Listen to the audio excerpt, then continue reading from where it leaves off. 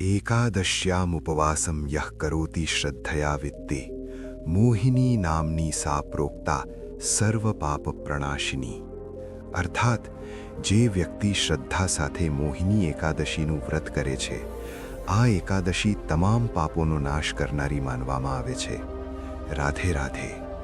આપ સૌને વૈશાખ મહિનાના શુક્લ પક્ષની એકાદશી તિથિ એટલે કે મોહિની એકાદશીની અનંત શુભેચ્છાઓ અને અભિનંદન।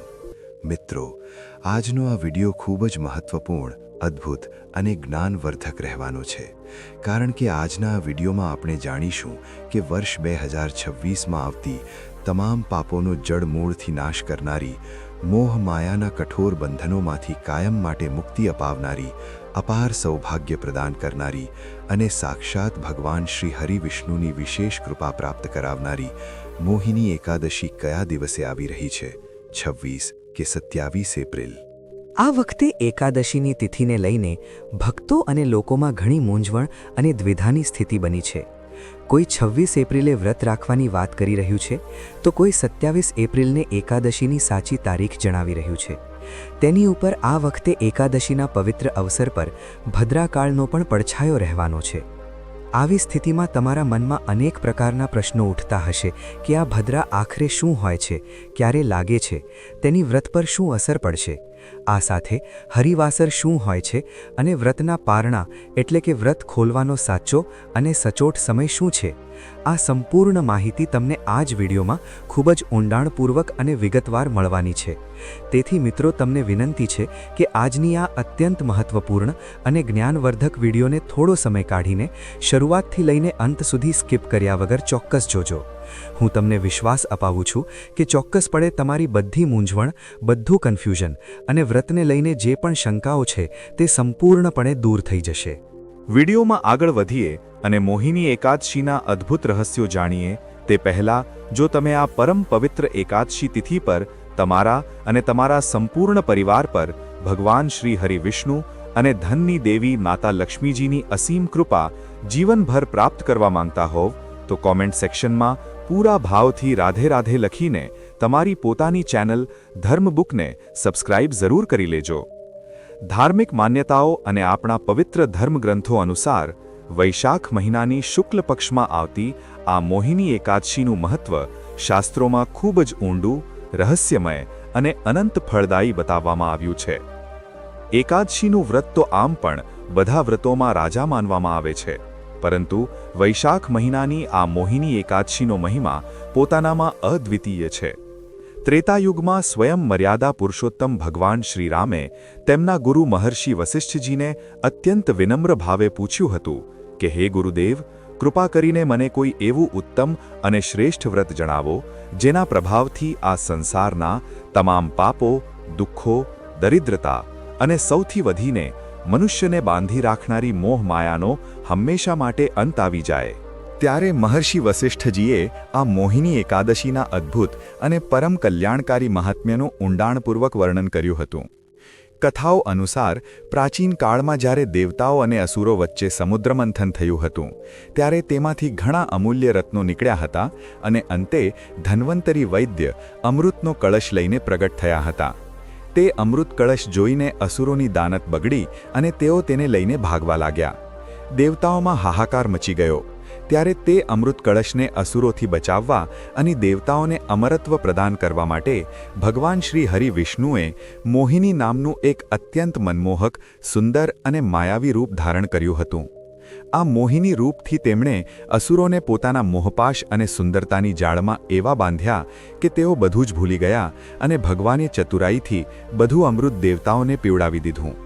ભગવાન વિષ્ણુએ જે દિવસે આ અદ્ભુત મોહિની રૂપ ધારણ કરીને ધર્મની રક્ષા કરી હતી, તે વૈશાખ મહિનાના શુક્લ પક્ષની એકાદશીનો પવિત્ર દિવસ હતો। આ કારણે આ પરમ પવિત્ર દિવસને મોહિની એકાદશી કહેવામાં આવે છે। ભક્તો, શાસ્ત્રો અને પુરાણોમાં ખૂબ જ સ્પષ્ટપણે ઉલ્લેખ છે કે આ એકાદશી સંસારના સૌથી મોટા મોહજાળ અને અજ્ઞાનરૂપી ગાઢ અંધકારને સૂર્યની જેમ કાપનારી છે। માણસ પોતાના જીવનમાં જાણતા અજાણતા પરિવાર, ધન, સંપત્તિ અને સંબંધોના મોહમાં ફસાઈને એવા અનેક કર્મો કરી બેસે છે જે તેને પાપનો ભાગીદાર બનાવી દે છે। મોહિની એકાદશીનું વ્રત મનુષ્યને આ જ અજ્ઞાનતા અને મોહના દલદલમાંથી બહાર કાઢે છે. જે પણ વ્યક્તિ આ વ્રત સાચી નિષ્ઠા, પૂર્ણ શ્રદ્ધા અને નિયમ સાથે રાખે છે, તેના જન્મ જન્માંતરના સુમેરુ પર્વત જેટલા વિશાળ અને ઘોર પાપો પણ ક્ષણવારમાં ભસ્મ થઈને રાખ થઈ જાય છે. આ વ્રતનો મહિમા એટલો બધો છે કે શાસ્ત્રો અનુસાર વર્ષો સુધી કઠિન તીર્થયાત્રા કરવાથી, તરસ્યા માટે કૂવા કે મોટા તળાવો ખોદાવવાથી, મહાન યજ્ઞો કરવાથી અને સૂર્યગ્રહણ સમયે કુરુક્ષેત્રમાં 1000 ગાયો અને સુવર્ણનું દાન કરવાથી જે મહાન પુણ્ય પ્રાપ્ત થાય છે, તેનાથી પણ અનેક હજાર ગણું વધુ પુણ્ય માત્ર મોહિની એકાદશીનું એક દિવસનું વિધિવત વ્રત કરવાથી અત્યંત સરળતાથી પ્રાપ્ત થઈ જાય છે. પુરાણોમાં આ દિવસના મહિમાને સાબિત કરવા માટે ભદ્રાવતી નગરીના રાજા ધૃતિમાન અને એક ધનવાન વૈશ્ય ધનપાલની કથા આવે છે. ધનપાલને 5 પુત્રો હતા, જેમાંથી સૌથી નાનો પુત્ર ધૃષ્ટબુદ્ધિ અત્યંત પાપી, દુરાચારી અને વ્યસનોમાં ડૂબેલો હતો. તે તેના પિતાના ધનને જુગાર, દારૂ અને ખરાબ કામોમાં વેડફતો હતો.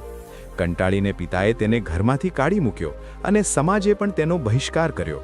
તે જંગલોમાં ભટકવા લાગ્યો અને ભૂખ તરસથી તડપતા પ્રાણીઓનો શિકાર કરવા લાગ્યો. એક દિવસ ભટકતા ભટકતા તે વૈશાખના પવિત્ર મહિનામાં મહર્ષિ કૌંડિન્યના આશ્રમમાં પહોંચ્યો. ગંગા સ્નાન કરીને પાછા ફરી રહેલા મહર્ષિ કૌંડિન્યના ભીના વસ્ત્રોમાંથી પાણીના થોડા ટીપા તે પાપી ધૃષ્ટબુદ્ધિના શરીર પર પડ્યા, જેનાથી તેને અચાનક જ્ઞાનની પ્રાપ્તિ થઈ અને તેની અંદરનો અંધકાર મટવા લાગ્યો. તે મહર્ષિના ચરણોમાં પડી ગયો અને રડતા રડતા પોતાના પાપોના પ્રાયશ્ચિતનો ઉપાય પૂછવા લાગ્યો. ત્યારે મહર્ષિ કૌંડિન્યએ તેને આ વૈશાખ શુક્લ એકાદશી એટલે કે મોહિની એકાદશીનું વ્રત કરવાનો ઉપદેશ આપ્યો. ધૃષ્ટબુદ્ધિએ પૂર્ણ નિયમ અને શ્રદ્ધાથી આ વ્રત કર્યું, જેના પ્રભાવથી તેના જીવનભરના બધા ભયંકર પાપો નાશ પામ્યા અને અંતે તે દિવ્ય દેહ ધારણ કરી ગરુડ પર સવાર થઈ સીધો શ્રીહરિના વૈકુંઠ ધામને પામ્યો. જ્યારે એક મહાપાપી માત્ર આ વ્રતના પ્રભાવથી મોક્ષ મેળવી શકે છે, તો તમે વિચારો કે જે ભક્ત સાચા મનથી ભગવાનની ભક્તિમાં લીન થઈને આ વ્રત કરશે, તેને ભગવાન વિષ્ણુ શું નહીં આપે? આ વ્રત સાક્ષાત ભગવાન વિષ્ણુનું એક અભેદ્ય સુરક્ષા કવચ છે, જે દરેક પ્રકારના દુર્ભાગ્ય, દરિદ્રતા અને સંકટોથી તમારી રક્ષા કરે છે. એકાદશીના નિયમોની વાત કરીએ તો આહાર અને આચરણમાં કઠોર સંયમ અત્યંત આવશ્યક છે. ધર્મગ્રંથોમાં સ્પષ્ટપણે કહેવામાં આવ્યું છે કે એકાદશીના દિવસે ચોખાના સેવનને મહાપાપની શ્રેણીમાં રાખવામાં આવ્યું છે. શાસ્ત્રીય માન્યતા છે કે એકાદશીના દિવસે ચોખામાં પાપ તત્વનો વાસ હોય છે. તેથી ચોખા કે ચોખામાંથી બનેલી કોઈ પણ વસ્તુ આ દિવસે ભૂલથી પણ ગ્રહણ કરવામાં આવતી નથી. ભલે તમે વ્રત રાખો કે ન રાખો, મોહિની એકાદશીના દિવસે ઘરમાં ભૂલથી પણ ચોખા ન બનાવો અને કોઈને પીરસો પણ નહીં. આ એકાદશીનું મૂળ તત્વ આત્માની પવિત્રતા અને સંકલ્પની શક્તિ છે. આ દિવસે કોઈ પણ પ્રકારનો ક્રોધ, લોભ, હિંસા અને બીજાની ચાળી કે નિંદા કરવી સર્વથા વર્જિત માનવામાં આવે છે. મોહિની એકાદશીના દિવસે કોઈના પર ગુસ્સો ન કરવો, બ્રહ્મચર્યનું પાલન કરવું અને ઘરને સંપૂર્ણ રીતે સાફ સુથરું રાખવું, કારણ કે જ્યાં ગંદકી હોય છે ત્યાં માતા લક્ષ્મીનો વાસ ક્યારેય થતો નથી. વ્રત દરમિયાન ભદ્રાકાળને લઈને જે મૂંઝવણ લોકોના મનમાં રહે છે, તેને પણ આજે વિગતવાર સમજી લઈએ. શાસ્ત્રો અનુસાર ભદ્રા સૂર્યદેવની પુત્રી અને ન્યાયના દેવતા શનિદેવની સગી બહેન છે. પંચાંગની ગણતરીમાં જે 11 કરણ હોય છે, તેમાંથી 7મા વિષ્ટિકરણને જ ભદ્રા કહેવામાં આવે છે. ભદ્રાનો સ્વભાવ અત્યંત ક્રોધી અને ઉગ્ર માનવામાં આવ્યો છે. તેથી ભદ્રાકાળને જ્યોતિષશાસ્ત્રમાં શુભ અને માંગલિક કાર્યો જેવા કે લગ્ન, મુંડન સંસ્કાર અથવા નવા ઘરમાં પ્રવેશ માટે અત્યંત વર્જિત માનવામાં આવ્યો છે. શાસ્ત્રોમાં કહેવાયું છે કે જ્યારે ભદ્રા મૃત્યુલોક એટલે કે પૃથ્વી પર નિવાસ કરે છે, ત્યારે તે દરેક શુભ કાર્યમાં વિઘ્ન નાખે છે અને કાર્યોનો નાશ કરે છે. પરંતુ ભક્તો, તમારે જરા પણ ગભરાવાની કે ચિંતા કરવાની જરૂર નથી, કારણ કે વ્રત, ઉપવાસ અને ભગવાનની નિયમિત પૂજાપાઠ, જપ તપમાં ભદ્રાનો કોઈ દોષ લાગતો નથી. ભગવાન વિષ્ણુની આરાધના તો દરેક કાળ અને દરેક પરિસ્થિતિમાં શુભ ફળદાયી હોય છે. તેથી તમે મોહિની એકાદશીનો વ્રત અને ભગવાન વિષ્ણુની આરાધના નિસંકોચ અને નિર્ભય થઈને કરી શકો છો. ભક્તો, જે લોકોના જીવનમાં સુખ શાંતિ અને સમૃદ્ધિનો અભાવ છે અથવા જેમના અટકેલા કાર્યો લાખ કોશિશો છતાં પૂરા નથી થઈ રહ્યા, તેમના માટે અમે શાસ્ત્રોમાં બતાવેલા મોહિની એકાદશીના અત્યંત ખાસ અને ચમત્કારિક ઉપાયો લાવ્યા છીએ, જે તમારે ખૂબ જ એકાગ્રતા અને સાચી શ્રદ્ધા સાથે કરવાના છે. ઉપાય તરીકે મોહિની એકાદશીના દિવસે સંધ્યા સમય એટલે કે જ્યારે સૂર્યાસ્ત થઈ જાય ત્યારે પોતાના ઘરના મુખ્ય દ્વાર પર અને આંગણામાં બિરાજમાન તુલસી માતા પાસે ગાયના શુદ્ધ ઘીનો એક દીવો ચોક્કસ પ્રગટાવો. તે દીવામાં એક ચપટી પીળી હળદર નાખી દો અને ધ્યાન રાખો કે રૂના બદલે લાલ કલાવા મોલીની વાટનો જ પ્રયોગ કરો. હળદર અને લાલ કલાવો ભગવાન વિષ્ણુ અને માતા લક્ષ્મી બંનેને અત્યંત પ્રિય છે. આ એક એવો અચૂક ઉપાય છે જે તમારા ઘરની આસપાસ રહેલી દરેક પ્રકારની નકારાત્મક ઉર્જા અને ખરાબ નજરને ભસ્મ કરી દે છે અને ઘરમાં સાક્ષાત ધનની દેવી માં લક્ષ્મીનો હંમેશા માટે સ્થાયી વાસ કરાવે છે. આ સિવાય ભગવાન શ્રી હરિ વિષ્ણુને દક્ષિણાવર્તી શંખ અત્યંત પ્રિય છે, જે સમુદ્ર મંથનમાંથી જ પ્રગટ થયો હતો. તેથી જો તમારા ઘરના મંદિરમાં આ ચમત્કારિક શંખ હોય તો એકાદશીની સવારે સ્નાન કર્યા પછી આ શંખમાં કાચું દૂધ, થોડું શુદ્ધ કેસર અને ગંગાજળ નાખીને ભગવાન વિષ્ણુ અને શાલિગ્રામજીનો અભિષેક કરો. આ એટલો શક્તિશાળી અને દુર્લભ ઉપાય છે કે તે કરવા માત્રથી વ્યક્તિની જન્મોજન્મની દરિદ્રતા મટી જાય છે, આર્થિક સંકટો દૂર થાય છે અને અપાર ધન ધાન્યની પ્રાપ્તિ થાય છે. મોહિની એકાદશીના દિવસે પીળા રંગનો વિશેષ મહત્વ માનવામાં આવે છે, કારણ કે પીળો રંગ ભગવાન વિષ્ણુનો સૌથી પ્રિય રંગ છે. આથી આ દિવસે પીળા વસ્ત્રો પહેરીને જ ભગવાનની વિધિ વિધાનથી પૂજા કરો અને પૂજા પછી પીળા ફળો જેમ કે તરબૂચ, કેળા અને તમારી શક્તિ મુજબ પીળા વસ્ત્રો કે ચણાની દાળનું દાન કોઈ યોગ્ય બ્રાહ્મણ કે જરૂરિયાતમંદ વ્યક્તિને કરો. આવું કરવાથી ભગવાન વિષ્ણુ અત્યંત પ્રસન્ન થાય છે અને તમારા અટકેલા બધા કામ ચમત્કારિક રીતે ઝડપથી થવા લાગે છે.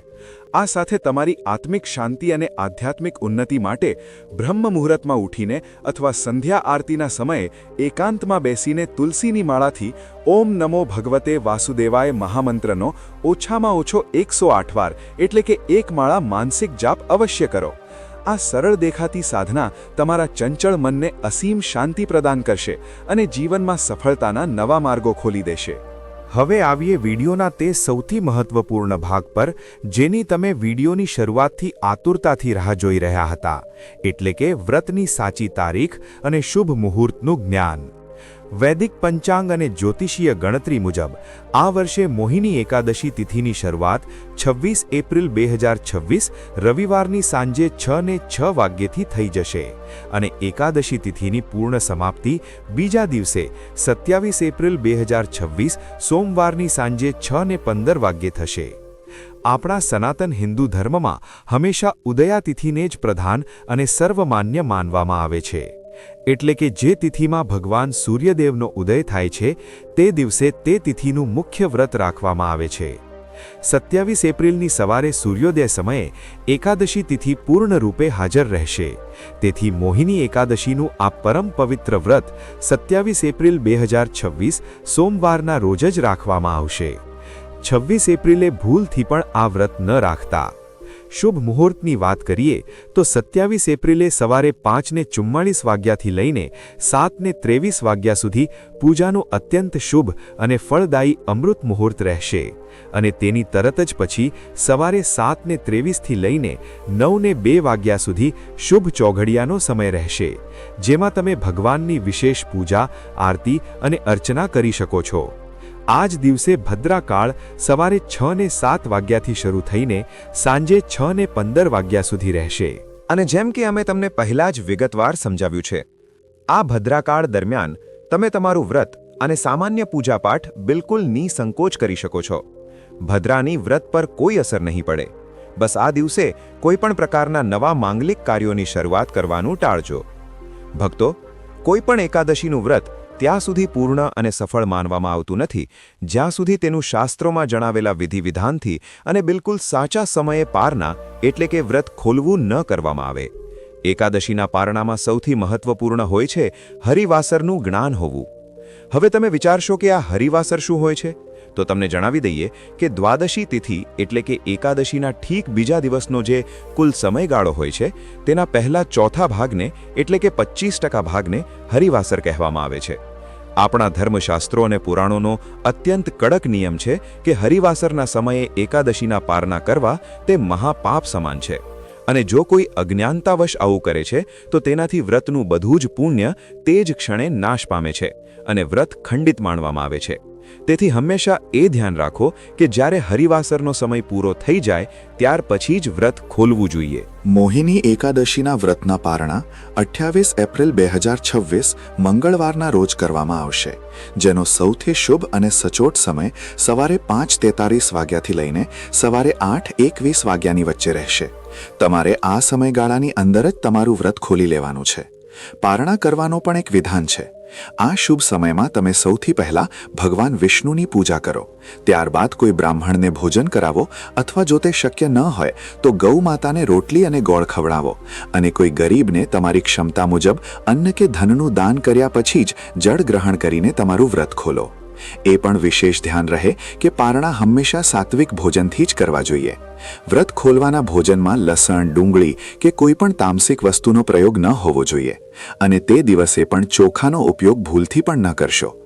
ભક્તો, મોહિની એકાદશીનો આ પવિત્ર દિવસ માત્ર અન્ન ત્યાગવાનો કે ઉપવાસ રાખવાનો દિવસ નથી, પરંતુ તે આપણી આત્માને શુદ્ધ કરવાનો, પોતાના વિચારોને નિર્મળ બનાવવાનો અને પોતાના ખરાબ કર્મોને પુણ્યમાં બદલવાની એક દિવ્ય તક છે. આ પવિત્ર દિવસ પર મનુષ્યએ પોતાના વિચારો, દૈનિક વ્યવહાર અને કર્મોને અત્યંત પવિત્ર બનાવવાનો પ્રયત્ન કરવો જોઈએ. માન્યતા છે કે આ દિવસે કરવામાં આવેલા એક નાના શુભ કાર્યનું ફળ પણ અનેક ગણો વધીને પ્રાપ્ત થાય છે. તેથી સૌથી પહેલા પોતાના ચંચળ મનને શાંત રાખો. વ્રત માત્ર શરીરથી જ નહીં પણ મન અને વાણીથી પણ હોવું જોઈએ. જૂઠું બોલવું, છળકપટ કરવું, બીજાની નિંદા કરવી, વિવાદમાં પડવું અથવા મોબાઈલ અને ટીવી પર નકામું મનોરંજન કરીને પોતાનો કિંમતી સમય બગાડવાને બદલે આ સમય ભગવાનની ભક્તિ, સત્સંગ અને આત્મચિંતનમાં વિતાવવું વધુ લાભદાયી છે. ઘરમાં શાંતિ જાળવો, પરિવારના સભ્યો સાથે પ્રેમપૂર્વક વર્તો અને વડીલોના આશીર્વાદ લો. વૃક્ષ છોડને નુકસાન ન પહોંચાડો અને કોઈપણ જીવને કષ્ટ ના આપો. પોતાનામાં કરુણા અને દયાનો ભાવ હંમેશા જાગૃત રાખો. મોહિની એકાદશી આપણને એ જ પરમ જ્ઞાન શીખવે છે કે ભગવાનની સાચી પૂજા અને ભક્તિ કોઈ બાહ્ય આડંબર કે દેખાવમાં નથી, પરંતુ આપણા અંતઃકરણની પવિત્રતા, આપણા હૃદયની સરળતા અને નિષ્કપટ ભાવમાં છુપાયેલી છે. જ્યારે તમે ભગવાનને સાચા મનથી પોકારશો ત્યારે જ આ વ્રતનું વાસ્તવિક અને પૂર્ણ ફળ તમને પ્રાપ્ત થશે. આશા રાખીએ છીએ કે શિવશક્તિ ટીવી દ્વારા આપવામાં આવેલી આ અત્યંત ઊંડી અને શાસ્ત્રીય માહિતી તમારા જીવન અને તમારા વ્રત માટે અત્યંત લાભદાયી સાબિત થશે.